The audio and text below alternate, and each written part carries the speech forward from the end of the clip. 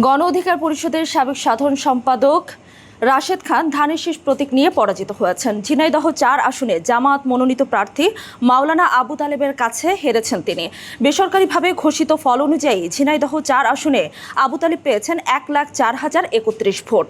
তার নিকটতম প্রতিদ্বন্দ্বী স্বতন্ত্র প্রার্থী সাইফুল ইসলাম ফিরোজ কাপ পিরিজ প্রতীক নিয়ে পেয়েছেন ৭৫,৭৫০ ভোট। বিএনপির ধানের শীষ প্রতীক নিয়ে প্রতিদ্বন্দ্বিতা করা রাশেদ খান পেয়েছেন ৫৫,৬৭০ ভোট। ফলে ধানের শীষ প্রার্থীর চেয়ে ৪৮,৩৬১ ভোট বেশি পেয়ে বিজয়ী হয়েছেন জামায়াতের প্রার্থী।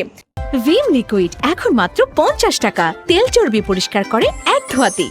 ঝিনাইদহ ৪ আসনটি কালীগঞ্জ এবং সদরের আংশিক এলাকা নিয়ে গঠিত। এই আসনে মোট ভোটার সংখ্যা ৩,৩৩,৪৬৪ জন।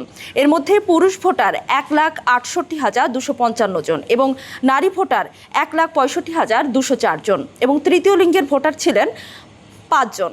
৬ জন প্রার্থী এই আসন থেকে প্রতিদ্বন্দ্বিতা করেছেন।